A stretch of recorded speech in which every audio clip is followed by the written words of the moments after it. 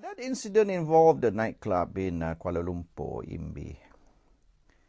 Jawi and Rela raided the nightclub and arrested everybody inside, all those Muslims who were inside, including the staff who were working there.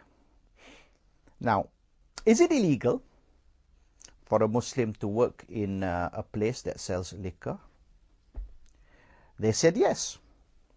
Because these people happen to work in this place that sells liquor, they've committed a crime, and Jawi arrested them. Okay, but there's two sides, two parts to that story. First of all, is there a law that makes it illegal for a Muslim to work in a place that sells liquor? Or is this the discretion of Jawi, their personal opinion, that a Muslim should not work in a place that sells liquor, and if you do, we're going to arrest you? There must be a law first. Now, if there's a law that prohibits Muslims from working in any establishment that sells liquor, then not a single MAS stewardess or steward must be Muslim. Only non-Muslims should be employed as stewards and stewardesses in MAS, because MAS too serves liquor. What about Pernas? The Pernas chain of hotels, they have bars, discos, pubs, and they sell liquor. It's owned by Malay. The staff are Malay. The board of directors are Malay. The shareholders are Malay. But there's no law that prohibits all these Malays from being involved in any business that sells liquor. So there appears to be no law that prohibits Muslims from working in a place that sells liquor. So how were these people arrested in this nightclub? Is it because this one is owned by Chinese and the rest are owned by Malays, so they do not rate those Malay-owned establishments selling liquor like MAS, Pernas hotels and what have you? But since this is Chinese, so we have a right. Is it the owner rather than the staff? That's the issue here. So was this a legal or illegal detention? Then they took away this staff and they put them on these police lorries. And one of the staff needed to answer the call of nature. She couldn't hold her bladder. She needed very badly to answer the call of nature. They wouldn't let her off the truck. She says, I need to go to the toilet very badly. She says, well, then just do it on the truck. So she had no choice. She couldn't hold her bladder any longer. So her friends put a scarf in front of her to block her from view. And she took off her clothes and she urinated there on the truck, which was crowded with so many other people. As she was doing that, one of the Rela officers came up to the truck and pulled away the scarf and started taking photographs of her naked. They took her to the police station. Then they said, let's make a deal. If you grant us sexual favors, we will release you and let you go home.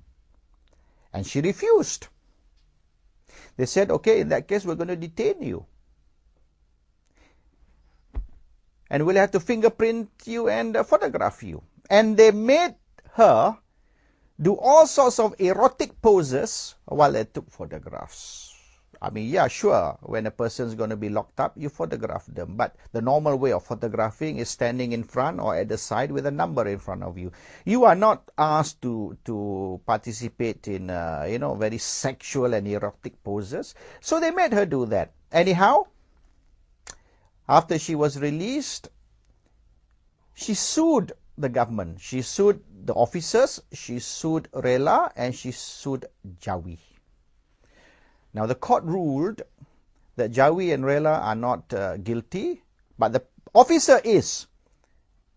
And the officer was made to pay 200,000. So she won. The judgment was 200,000 damages. But the officer doesn't have money. He couldn't even pay 2,000, let alone 200,000.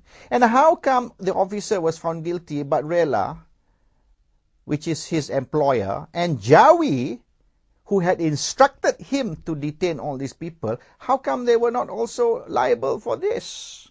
And they got off. So I wrote about it.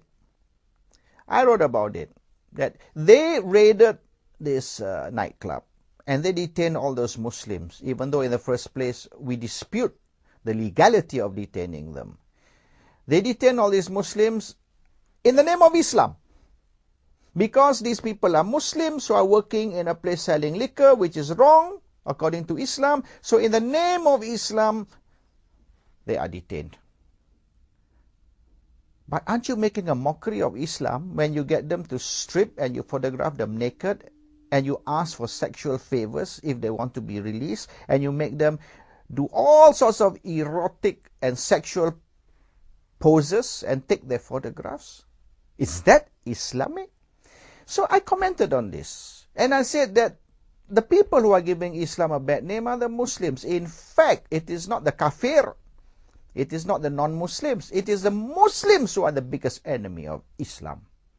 And that was considered insulting Islam, and they detained me. And I said very clear, I'm not insulting Islam, but I am certainly insulting Muslims. But I'm insulting Muslims who give Islam a bad name, and who give Islam a bad name using the name of Islam in doing so. So people who look at it, non-Muslims who look at it and said he asked the girl to strip, he arrested the girl, he did this, he did that. He said he did it in the name of Islam. Which means Islam has asked him to do all this. Now that is the biggest disservice any Muslim can do to Islam. And therefore, these are the real enemies of Islam. Forget about the Jews. Forget about the Christians. These are not the enemies. Muslims are the enemies.